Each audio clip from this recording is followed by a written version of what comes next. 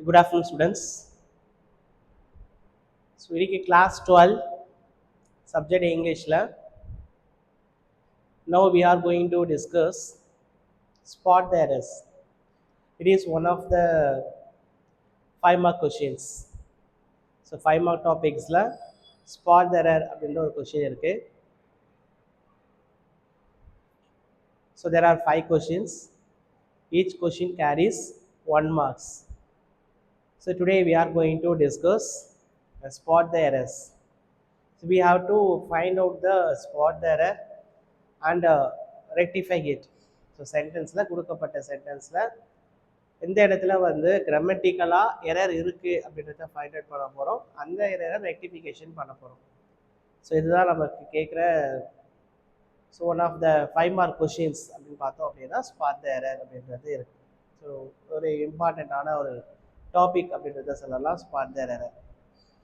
Okay, so spot the error அப்படின்றத பார்க்குறோம் அப்படின்னா, so we have to find the spot error in various topic like என்ன சொல்லலாம், ஆர்டிகல்ஸில் சொல்லலாம், ஆர்டிகல்ஸில் ஸ்பாட் எரர் இருக்கலாம், ஸ்டிப் prepositions, conjunctions, singular and plural, subject and வேர்போட அக்ரிமெண்ட்டு, அதில் வந்து ப்ராப்ளம்ஸ் இருக்கலாம், degrees of comparison, direct and indirect speech, if clause, tenses, so various topics இந்த மாதிரி வந்து ஸ்பாட் எரர்ஸ் அப்படின்றத கொடுத்துருப்பாங்க. ஸோ கிராமட்டிக்கலாக நம்ம இது எல்லாமே கொஞ்சம் அண்டர்ஸ்டாண்ட் பண்ணிட்டோம் அப்படின்னாலே ஈஸியாக வந்து இந்த ப்ராப்ளமை நம்ம சால்வ் பண்ணலாம். It is very easy to score. இந்த பார்ட்டில் ரொம்ப ஈஸியாக வந்து நம்ம ஸ்கோர் பண்ணலாம். என்ன அப்படின்னு பார்த்தோம் அப்படின்னா அண்டர்ஸ்டாண்டிங் தான். ஸோ கிராமட்டிக்கல் போர்ஷன்ஸ் எல்லாமே நம்ம கொஞ்சம் நல்லா கிளியராக அண்டர்ஸ்டாண்ட் பண்ணிட்டோம் அப்படின்னா, ஸோ இந்த பார்ட்டில் ஈஸியாக வந்து we have to get the 5 marks. இந்த 5 மார்க்ஸ் அப்படின்றத நம்ம ஈஸியாக எடுத்துடலாம். ஓகேவா? ஸோ அந்த மாதிரி ஒரு வேரியஸ் டாபிக்ஸில் இருக்க ஸ்பாட் எரர்ஸ் ஒரு 25 அப்படின்றது தான் இங்கே நான் லிஸ்ட் அவுட் பண்ணியிருக்கேன். ஸோ இதை எப்படி சால்வ் பண்ணலாம், இதில் இருக்க மிஸ்டேக்ஸ் என்ன, அந்த மிஸ்டேக்ஸை எப்படி ரெக்டிஃபிகேஷன் பண்ணலாம், so what is the reason. ஆக்சுவலாக ஸ்பாட் எரரில் வெரி வெரி இம்பார்ட்டன்ட் என்ன அப்படின்னா, மெமரைசேஷனாக நம்ம போகிறோம் அப்படின்னா இட்ஸ் வெயிட் ரொம்ப இதெல்லாம் வந்து யூஸ்லெஸ். நம்ம இது அண்டர்ஸ்டாண்டிங்கோட நம்ம கரெக்டாக அந்த ரீசன் என்ன, ஸோ வை, எதனால் இந்த பார்ட்டில் சேஞ்ச் பண்ணுறோம் அப்படின்றத let me no the reason. அந்த ரீசன் தெரிஞ்சது அப்படின்னா ஸோ வி நெவர் ஃபர்கெட், அதை நம்ம என்ன பண்ண மாட்டோம், மறக்க மாட்டோம். ஸோ இப்போ அப்படி தான் நம்ம என்ன பண்ண போகிறோம், 1 by 1 வித் ரீசனோட ஸோ அந்த ஸ்பாட் எரரை நம்ம ரெக்டிஃபிகேஷன் பண்ண போகிறோம். ஓகேவா? ஸோ இதோட சேர்ந்து நீங்களும் இதை வந்து ட்ரை பண்ணலாம். Okay, look at the board. The first one, many boys is clever. Many boys is clever அப்படின்றாங்க. சும்மா இங்கே எரரே பார்த்தீங்க அப்படின்னா சப்ஜெக்ட் அண்ட் வேர்போட அக்ரிமெண்ட்டு தான் எரர். சப்ஜெக்ட் அண்ட் வேர்போட அக்ரிமெண்ட்டில் எரர் அப்படின்னா இதுக்கான ரூல் என்ன அப்படின்னு பார்த்தோம் அப்படின்னா, first if the subject is singular, verb is singular. If the subject is plural, verb is plural. So 2 rule subject and verb agreement la. First rule is if the subject is singular, verb is singular. Subject singular na verb singular ah da irukanum.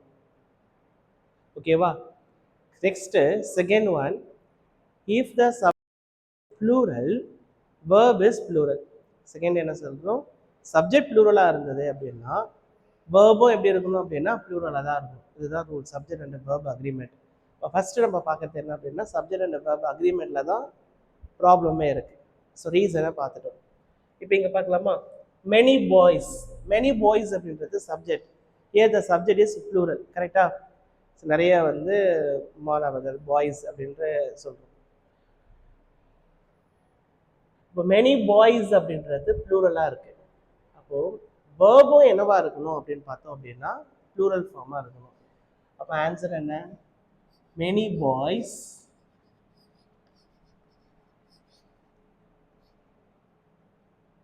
ஆக்சுவலாக it indicates the tense. Simple present tense. அப்போ simple present டென்ஸில் ப்ளூரலுக்கான auxiliary verb என்ன அப்படின்னா are. So many boys are clever. Many boys are clever. This is a subject and a verb agreement. Now, the subject is plural, verb plural. This is a subject and a verb agreement. Okay, va? Next, we move to the second one. He gave a lot of advice.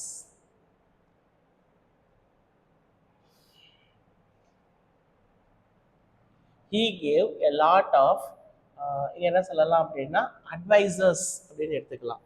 He gave a lot of advisors அப்படின்னு எடுத்துக்கலாம். இதுதான் கொஷினாக சொல்கிறோம். He gave a lot of advisors. Okay, இங்கே ஆன்சராக நம்ம என்ன பண்ணலாம் அப்படின்னா answer பாருங்க. He gave a lot of advice. என்ன சேஞ்ச் தெரியுதா? இங்கே அட்வைசர்ஸ் அப்படின்னு இருக்கு. இங்கே நம்ம என்ன எழுதுறோம் அப்படின்னா அட்வைஸ்ன்னு எழுதுறோம். இதில் என்ன சார் இருக்கு அப்படின்னு பார்த்தோம் அப்படின்னா ஆக்சுவலாக இது பார்த்தோம் அப்படின்னா ஒரு நவுன் ஃபார்ம். இந்த டிஃப்ரென்ஸ் இருக்கா? அட்வைசர், அட்வைஸ், சிஇஎஸ்சி, இதுதான் டிஃப்ரென்ஸே. சினா வேர்பு, எஸ்சி அப்படின்னா சாரி சினா நவுனு, எஸ்சி அப்படின்னா வேர்பு. இங்கே நவுன் தான் போட்டிருக்கோம். ஓகேவா? இப்போ ஏன் இதை சொல்கிறோம் அட்வைஸ். இப்போ for example he advisers me, அவன் எனக்கு அறிவுரை பகிர்ந்தான், அறிவுரை பகிர்கிறான் அப்படின்னு சொல்லும்போது என்ன பண்ணுறோம்? எஸ்இஎஸ் அப்படின்னு போடுறோம். ஏன் எஸ்இஎஸ்? ஹீன்ற தேர்ட் பர்சன் சிங்குலர் இருக்கு, அதனால இங்கே என்ன ஆட் பண்ணியிருக்கோம் அப்படின்னு பார்த்தோம் அப்படின்னா எஸ். தேர்ட் பர்சன் சிங்குலர்னா எஸ். அப்போ வேர்பா வரும்போது இங்கே எஸ் வரும், எஸ்இஎஸ். நவுனா வரும்போது சிஎஸ் அப்படின்னு வரக்கூடாது. அறிவுரைகள் அப்படின்ற வேர்டெல்லாம் இங்கிலீஷில் நம்ம வந்து அட்வைசர்ஸ் அப்படின்லாம் சொல்லக்கூடாது இங்கிலீஷில். அப்போ இங்கே என்ன சொல்லணும்? He gave a lot of advice தான். இங்கே இருக்க எஸ் வரக்கூடாது. He gave a lot of advice. Okay, did you understand? Oxygen is more heavier than hydrogen அப்படின்னு சொல்கிறோம். இங்கே எரர் என்ன? ஆக்சுவலாக இது ஒரு degrees of comparison. Degrees of கம்பேரிசனில் என்ன சொல்வோம்? அட்ஜெக்டிவ்ஸோடைய ஃபார்மேஷன் எல்லாம் சொல்வோம். For example tall, taller, tallest. டால்ன்றது பாசிட்டிவ் டிகிரி, டாலர்ன்றது கம்பேரிட்டிவ் டிகிரி, டாலஸ்ட்ன்றது சூப்பர்லேட்டிவ் டிகிரி. அப்போ ஹிஆர் அப்படின்றது தான் வரும். அப்போ இங்கே எப்போ நம்ம மோர் யூஸ் பண்ணுவோம் அப்படின்னா, இப்போ யூஸ்ஃபுல் அப்படின்னா மோர் யூஸ்ஃபுல், மோஸ்ட் யூஸ்ஃபுல் அப்படின்னு சொல்லலாம். பட் இங்கே என்ன ஃபார்மில் இருக்குது? ஹெவியர்ன்ற ஃபார்மில் வந்தாச்சு. அப்போ இங்கே என்ன தேவையில்லை? It is not necessary more. Answer என்ன? Oxygen is heavier than hydrogen.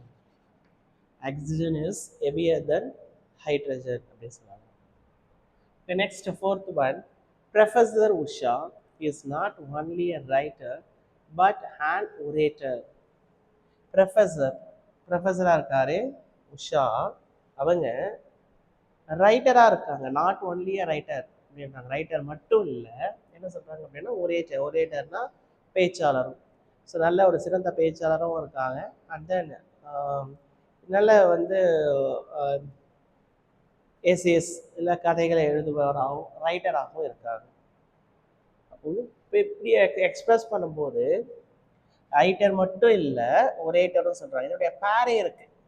இந்த கோரிலேட்டிவ் கன்ஜெக்ஷன்ஸில் சொல்லுவோம். பேர் என்ன சொல்லுவோம்?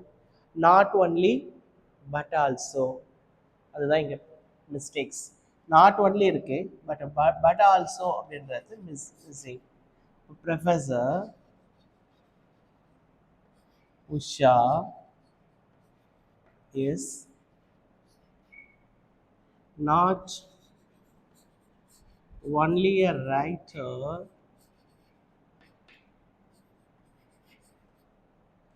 but also an orator. So இங்கே மிஸ்டேக்கே என்ன, பேர் என்ன வரணும், நாட் ஒன்லி பட் ஆல்சோ. இங்கே பட் ஆல்சோன்றது தான் மிஸ்ஸிங். பட் அப்படி மட்டும் இருந்தது அப்படின்னா இது வந்து கான்ட்ராஸ்ட் டைப்பில் சொல்லுவோம். நம்மளுடைய தாட்ஸ் வந்து ஆப்போசிட்டாக இருக்குது, ரெண்டு விதமான தாட்ஸ் வந்து டிஃப்ரெண்ட்டாக இருக்குது அப்படின்னு பார்த்தோம் அப்படின்னா அந்த இதில் என்ன கன்ஜெக்ஷனை யூஸ் பண்ணுவோம் அப்படின்னா பட்டுன்ற கன்ஜெக்ஷனை யூஸ் பண்ணுவோம். இங்கே பட்டு கிடையாது, என்ன அப்படின்னா பட் ஆல்சோ. அது மட்டும் இல்லை எதுவும் அப்படின்றது தான், அவங்க ரைட்டர் மட்டும் இல்லை ஒரேட்டரும் கூட அப்படின்னு சொல்லும்போது not only but also. Next fifth one, the dog jumped in the well அப்படின்னு சொல்றாங்க. த டாக் ஜம்ப்டு, ஜம்ப்டுன்றது என்ன, ஸோ மேலே இருந்து கீழே குதிக்கிறாங்க. அப்போ குதிக்கும் போது என்னவா இருக்குது, டாக் என்னவா இருக்கு, மூவிங்ல இருக்கு. எப்போ மூவிங்ல இருக்கோ அப்போ என்ன சொல்லணும் அப்படின்னா இன்டு அப்படின்றது தான் யூஸ் பண்ணணும். இன் அப்படின்றது பார்த்தோம் அப்படின்னா இன்னுனாலும் உள்ளே தான், அப்போ உள்ளே அப்போ எங்கே யூஸ் பண்ணுவோம் அப்படின்னா ரெஸ்ட் ஆஃப் த பொசிஷன்ஸில் இருக்குது அப்படின்னா அந்த இடத்துல என்ன சொல்லலாம் அப்படின்னா இன்னு சொல்லலாம். For example the toys are in the box அப்படின்னு சொல்லலாம், இல்லை the keys are in the box அப்படின்னு சொல்லலாம். பாக்ஸ்குள்ளே தான் அந்த கீஸ் எல்லாம் இருக்குது, அதெல்லாமே ரெஸ்ட் ஆஃப் த பொசிஷனில் இருக்குது. அப்படி சொல்லும்போது நம்ம என்ன யூஸ் பண்ணுவோம் அப்படின்னா இன்னு. பட் ஏன் இங்கே இன்டு அப்படின்னு சொல்கிறோம் அப்படின்னா எப்போ ஒன்று மூவிங்கில் இருக்கோ அப்போ என்ன சொல்லணும் அப்படின்னா இன்டு. இங்கே மூவிங்கில் இருக்கிறது என்ன, டாக், டாக் தான் ஜம்ப் பண்ணுது, அப்போ இன்டு அப்படின்றத யூஸ் பண்ணணும். So the talk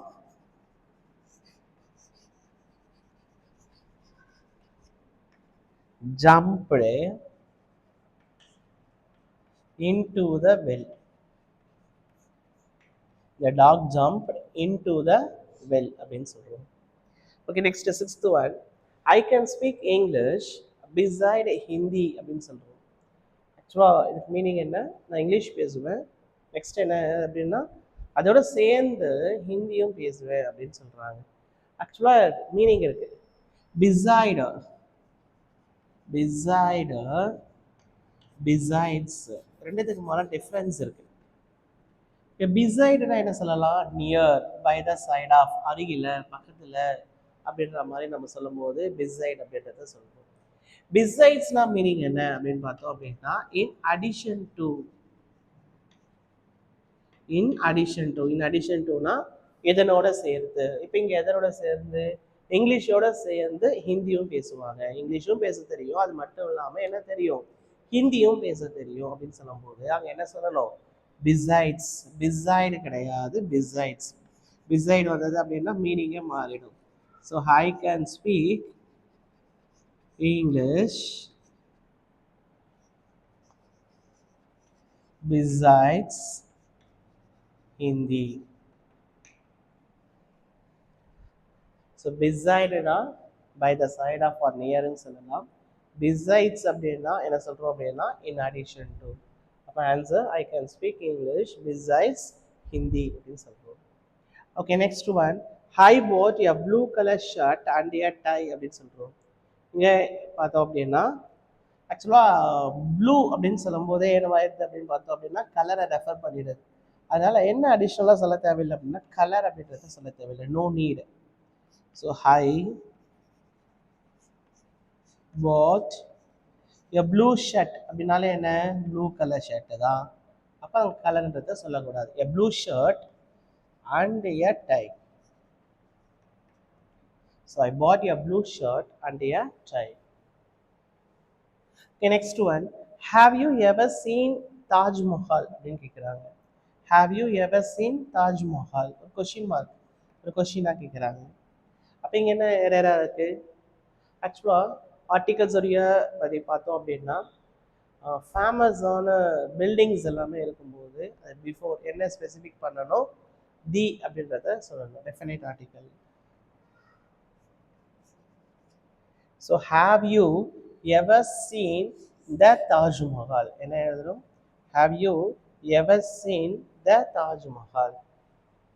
next one, the trains ஆஃப் அண்ட் ஆர் லேட் அப்படின்னு இருக்கு. ஓகேவா, இப்போ இங்கே என்ன எரர் அப்படின்னு பார்த்தோம் அப்படின்னா ஆக்சுவலாக இந்த ஆஃபன் அப்படின்னு வரும்போது எப்படி வரும் அப்படின்னா த train The trains are often late. இதுதான் answer correct. The trains are often late. எப்போ வந்து இந்த மாதிரியான ஆஃபன் அப்படின்ற அந்த அட்வர்ப்ஸ் வருதோ அப்போ அதுக்கு ஆக்சிலரியா இருக்கு அப்படின்னு பார்த்தோம் அப்படின்னா ஆக்சிலரியை ஃபாலோ பண்ணி தான் வரணும். ஓகேவா? The trains are often late அப்படின்னு சொல்லலாம். இப்போ நெக்ஸ்ட் எக்ஸாம்பிள் பார்க்கலாம். He often comes late to school அப்படின்னா என்ன? அவன் அடிக்கடி ஸ்கூலுக்கு தாமதமாக தான் வருவான். இங்கே ஆஃபன் யூஸ் பண்ணுறோம், சப்ஜெக்டை ஃபாலோ பண்ணி சொல்கிறோம். He often comes late to school அப்படின்னு சொல்கிறோம். அப்போ எப்போ மெயின் வெர்பாக வருதோ மெயின் வெர்புக்கு முன்னாடி தான் என்ன வரும் அப்படின்னு பார்த்தோம் அப்படின்னா ஆஃபன் வரும். பட் ஆக்சிலரி வெர்பாக இருக்குது அப்படின்னா ஆக்சிலரி வெர்பை ஃபாலோ பண்ணி தான் என்ன வரணும் அப்படின்னா ஆஃபன் வரணும். டிஃப்ரென்ஸ் தெரியுதா? ஆக்சிலரியாக இருக்குது அப்படின்னா ஆக்சிலரி வெர்பை ஃபாலோ பண்ணி தான் என்ன வரணும்? ஆஃபன் வரணும். இதுவே மெயின் வெர்பாக இருக்குது அப்படின்னு பார்த்தோம் அப்படின்னா மெயின் வெர்புக்கு பிஃபோராக தான் என்ன வரணும்னா ஆஃபன் வரும். இப்போ எக்ஸாம்பிள் பார்த்தோம்ல, he often comes late to school அப்படின்னு சொல்கிறோம். Okay, next one. He said that he can drive a car அப்படின்னு சொல்கிறோம். 10th one. ஆக்சுவலாக இது வந்து ஒரு இன்டைரக்ட் ஸ்பீச்சாக மாறிடுச்சு. ஏன்னா கன்ஜெக்ஷன்ஸ் என்ன இருக்குது அப்படின்னு பார்த்தோம் அப்படின்னா தட் அப்படின்றது இருக்குது. அப்போ கேன் என்னவா சேஞ்ச் ஆகும் அப்படின்னு பார்த்தோம் அப்படின்னா குட்டா சேஞ்ச் ஆகும். He said that he could drive a car. Answer he said that he could drive a car அப்படின்ற மாதிரி சேஞ்ச் ஆகும். ஓகே, 10 errors பார்த்துட்டோமா? ஓகே, நெக்ஸ்ட் 11 to 25 இந்த எரர்ஸ் அப்படின்றத பார்க்கலாம்.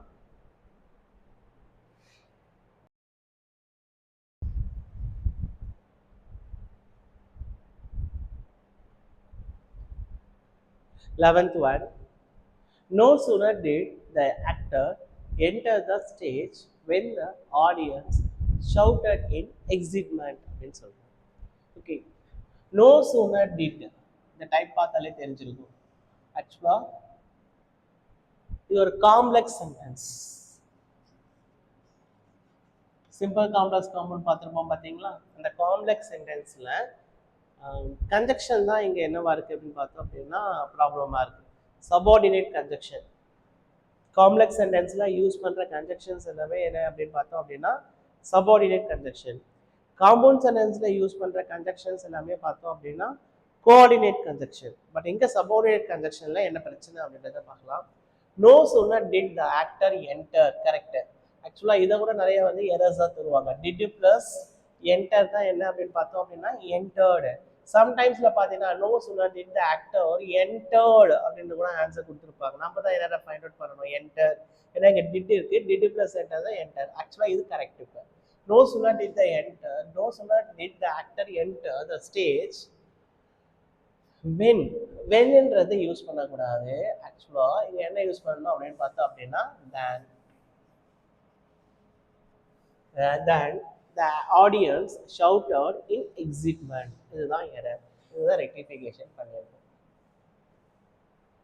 Okay, 12th one. Nithya has taken half-day leave. Half-day leave. No. என்ன answer வரணும்? Half a day leave. Nithya has taken half a day leave. Half day அப்படின்னு சொல்லக்கூடாது. இங்கே என்ன வரணும் அப்படின்னு பார்த்தோம் அப்படின்னா ஏ அப்படின்ற ஆர்டிக்கல் வரணும். Of a day leave.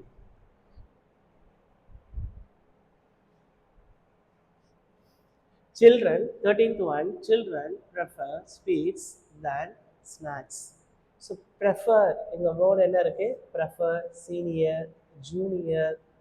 So இந்த மாதிரியான வேர்ட்ஸ் வரும்போது இதை ஃபாலோ பண்ணி வரும்போது தேன் வரக்கூடாது. அங்கே என்ன வரணும் அப்படின்னு பார்த்தோம் அப்படின்னா டூ வரணும். என்ன ஆன்சர் வரணும்? Two.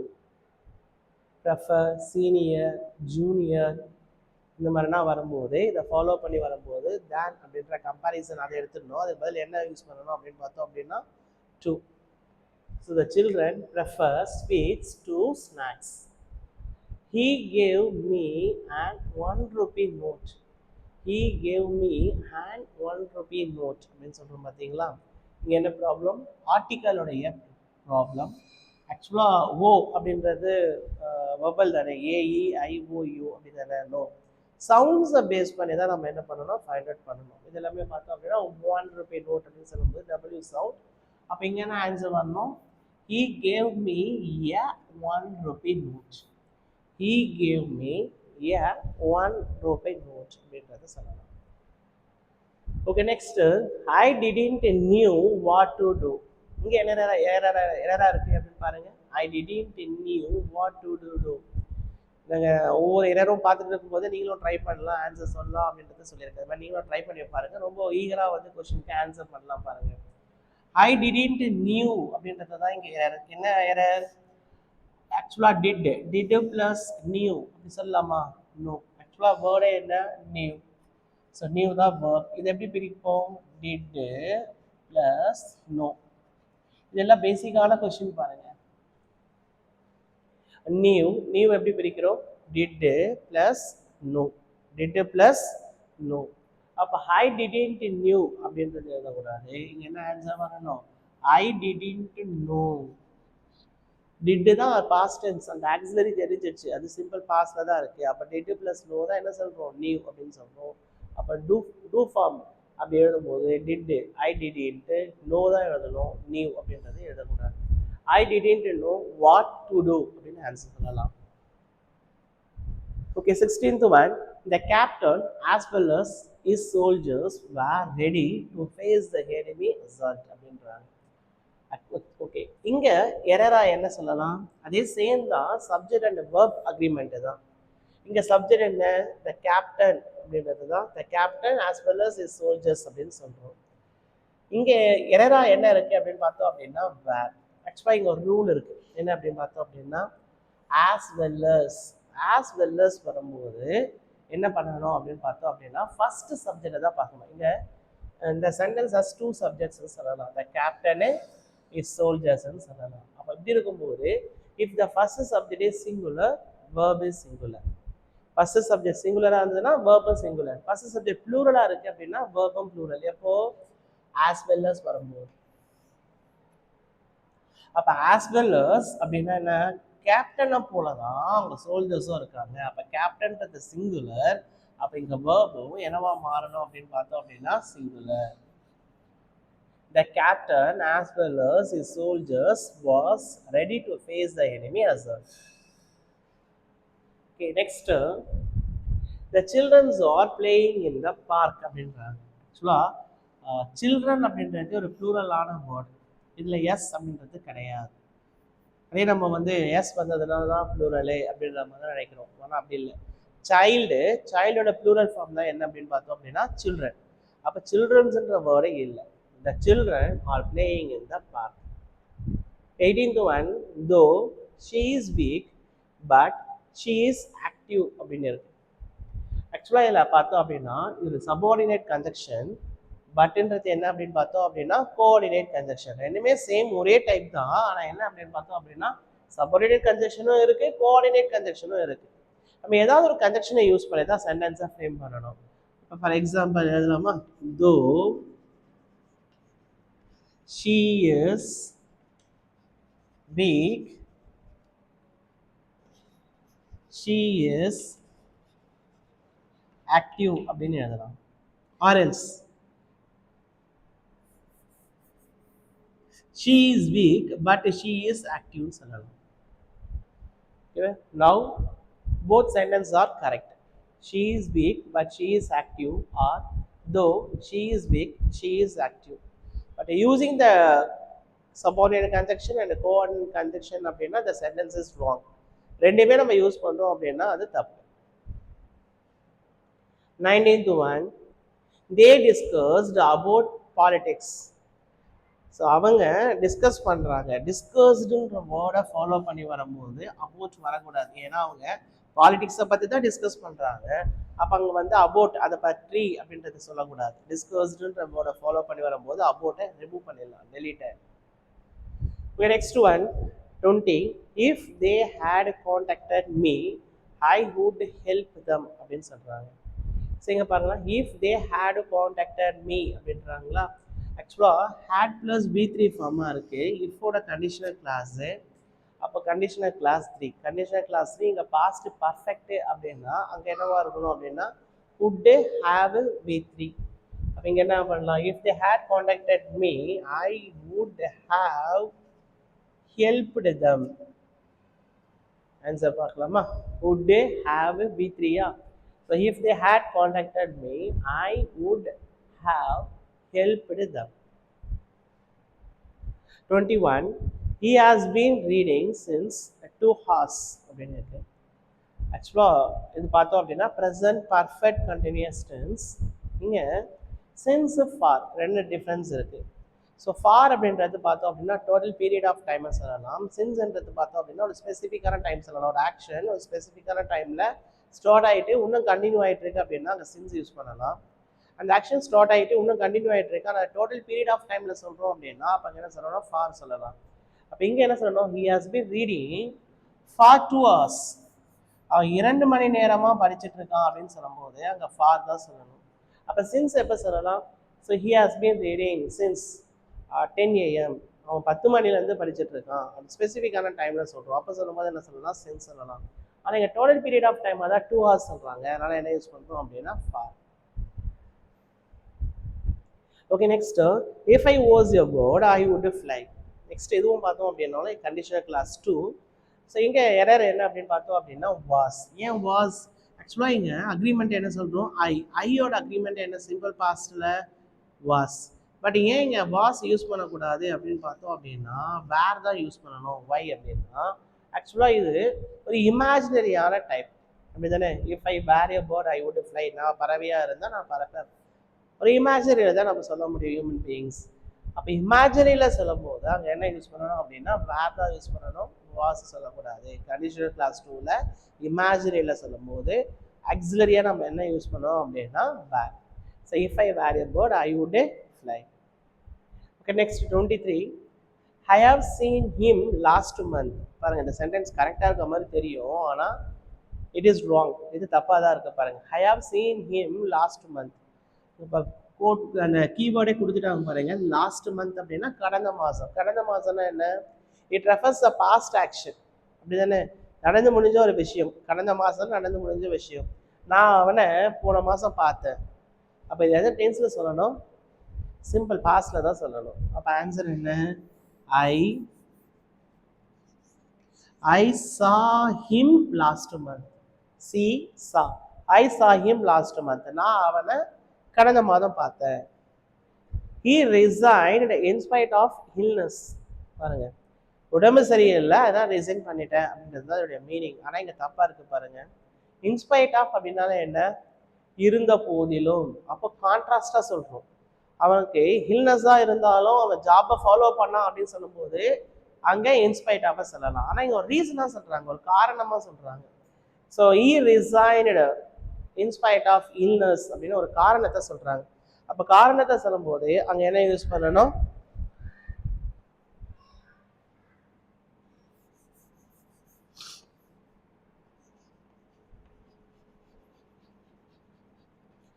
on account of. He resigned on account of illness. He resigned because of illness அப்படின்னு சொல்லலாம். Have anyone paid the fee அப்படின்னு இருக்கு. Have anyone paid the fee? Question mark அதான் இருக்கு. இங்கே சப்ஜெக்ட் அண்ட் வெர்ப் அக்ரிமெண்ட் தான். anyone, somebody, someone. இது எல்லாமே இந்த சப்ஜெக்ட் எல்லாமே என்ன அப்படின்னு பார்த்தோம் அப்படின்னா சிங்குலர். இந்த சப்ஜெக்ட் எல்லாமே என்ன, சிங்குலர். அப்போ வெர்பும் என்னவா இருக்கணும், சிங்குலரா இருக்கணும்.